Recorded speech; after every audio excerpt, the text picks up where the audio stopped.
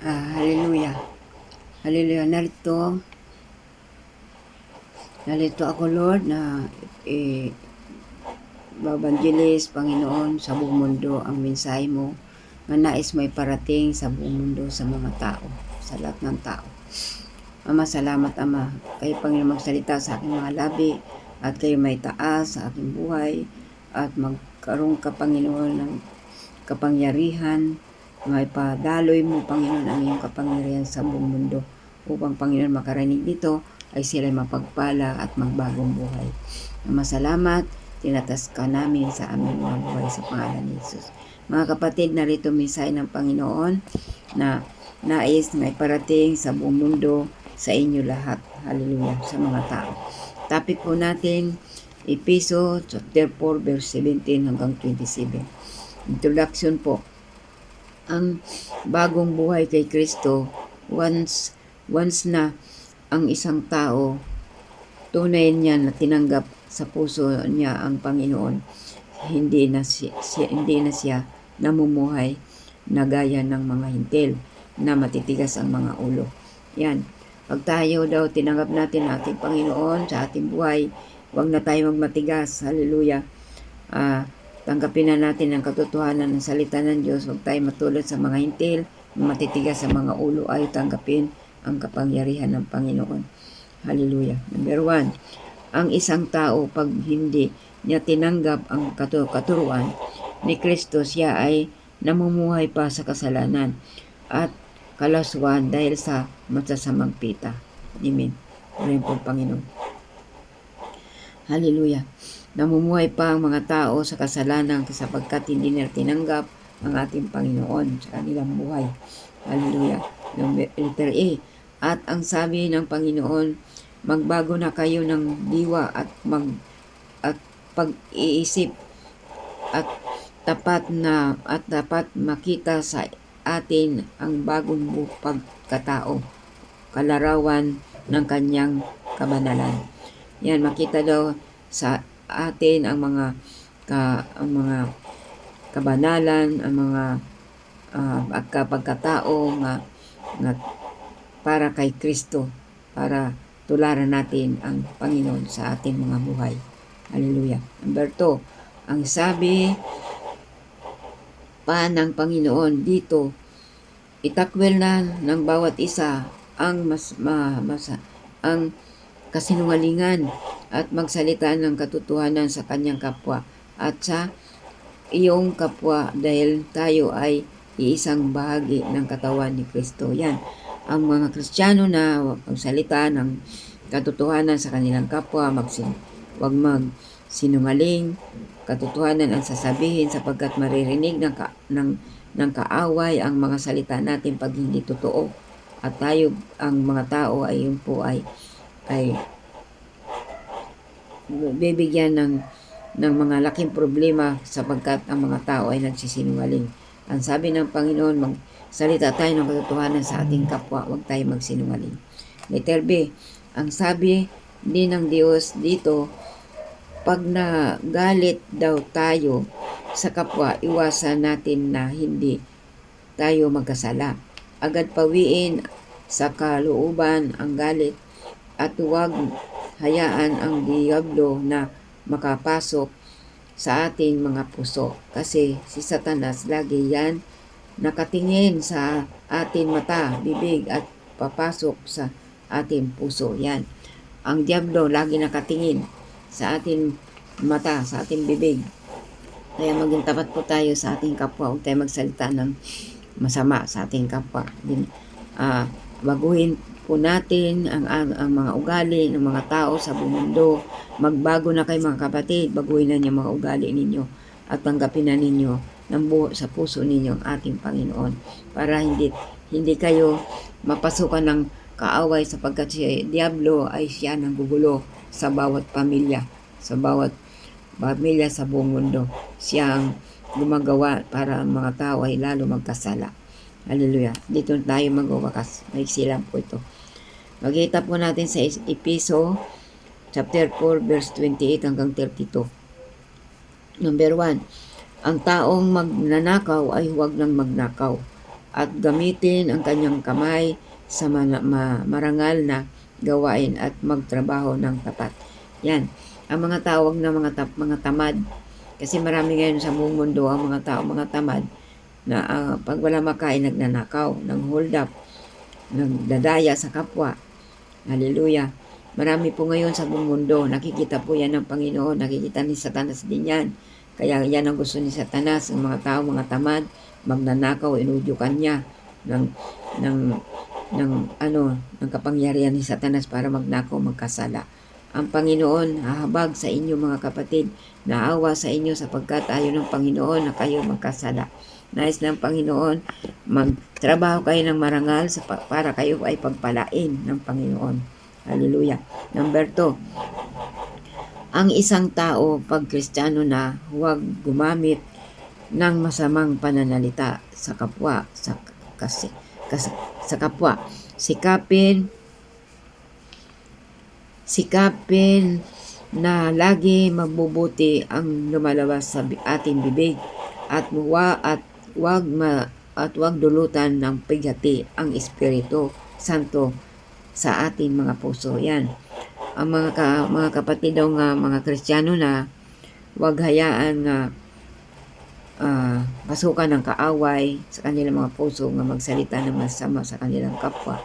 Hallelujah. Sa mga bibig na lumalabas, hindi kalugod-lugod sa ating Panginoon. Dahil ang diablo, papasok yan sa mga puso ng tao pag nagsalita ng masasama ang lumalabas sa bibig sa kanilang kapwa. Nais ng Panginoon tapat ang bawat tao sa buong mundo. Ayaw ng Panginoon ang mga kasalanan. Ayaw ng Panginoon mga nandudugas. Ayaw ng Panginoon yung nangaapi sa kapwa. Nais ng Panginoon mahalin ang inyong kapwa gaya ng kanyang ginagawa sa atin. Mahal tayo ng Panginoon. Hallelujah.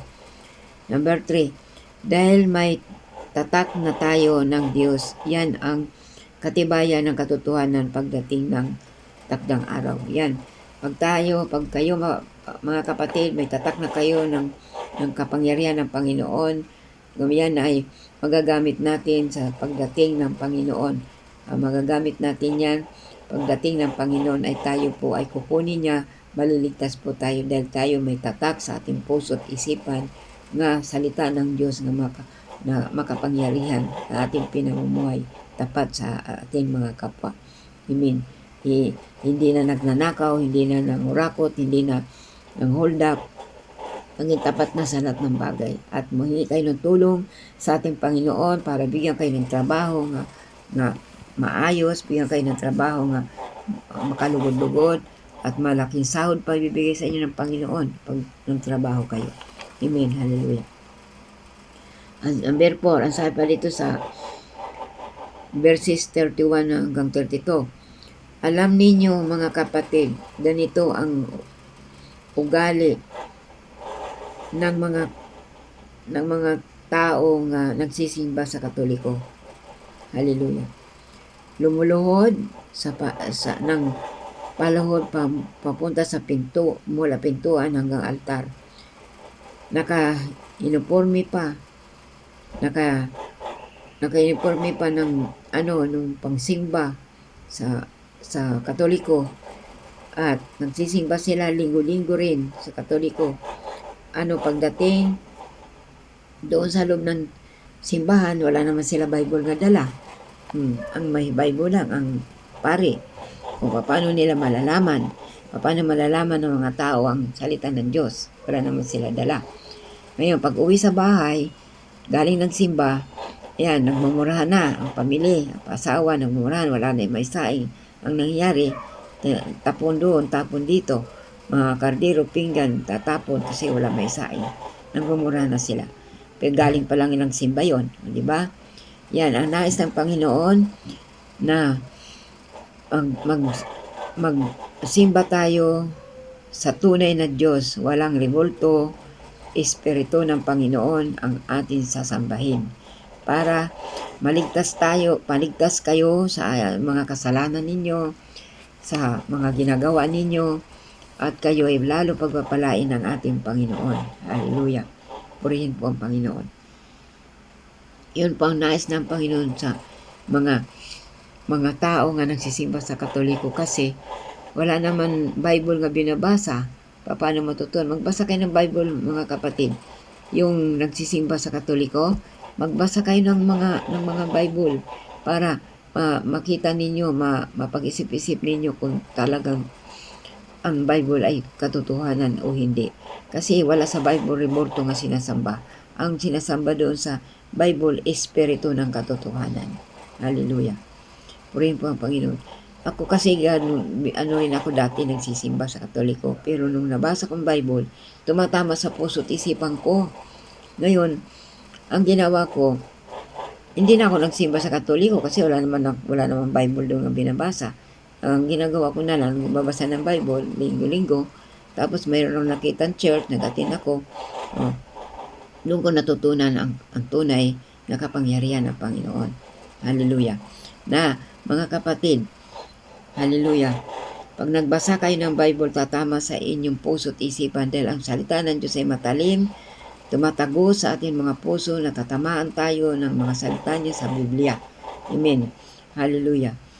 Mga kapatid, matuto na kayo, magbagong buhay na kayo. Magbasa lang kayo ng Biblia. Kung mayroon kayo malapit sa inyong lugar na may church o mayroong gawain ng church, may pastor, doon kayo mag-attend. Huwag na sa simbahan kasi wala naman doon, hindi naman nagbabasa kayo ng Bible doon. Mga revolto nandoon. Dapat magbasa, may binabasa kayong Bible. Hallelujah. Purihin po ang Panginoon. Hanggang dito na lang. Pasensya na kayo mga kapatid, mga Katoliko kung prangkahan ako magsalita. Pasensya na kayo sa akin sapagkat ang Holy Spirit ang nangungusap sa inyo. Ginamit lang ako ng Holy Spirit dito sa YouTube upang ipangaral ang kanyang salita sa buong mundo, sa mga tao sa buong mundo para matauhan sila, makakilala sila ng tunay kung ano talaga ang tunay na Diyos na sinasamba. Para pagdating ng Panginoon ay kayo po din maligtas, maisama kayo sa kaharian ng Panginoon. Dahil ayaw ng Panginoon na mapunta kayo sa impyerno. Nais ng Panginoon, kasama tayo sa langit doon sa kanyang kaharian. Amen. Purihin po ang Panginoon. Pasensya na kayo, mga kapatid. Kung ako nakapagsalita tungkol sa mga Katoliko, hallelujah, pasensya na kayo sapagkat ang nais ng Panginoon ang katotohanan. Ang basahin ninyong Bible. Bible ang basahin ninyo para malaman ninyong katotohanan. Hallelujah. Purihin po ang Panginoon. Pagpalain kayo ng Panginoon. Ama, salamat. Narito kami, Panginoon, tatapos na sa amin sa binigay mo. Nawa, Panginoon, mangusap ka sa mga tao, ng mga Katoliko, nga nagsisimba-simbahan. Wala naman sila Bible nga binabasa. Lord, mangusap ka sa kanila. Nawa, makabili sila ng Bible para basahin nila ang mga salita mo. Para, Panginoon, mapag-isip-isip nila ang katotohanan, malaman nila ang katotohanan ng tunay, ang sinasamba ay ang espiritu ng katotohanan. Kayo, Panginoon, nga makapangyarihan sa langit. Ama, salamat. Pinupuri ka namin sa pangalan ni Jesus. Amen. Hallelujah.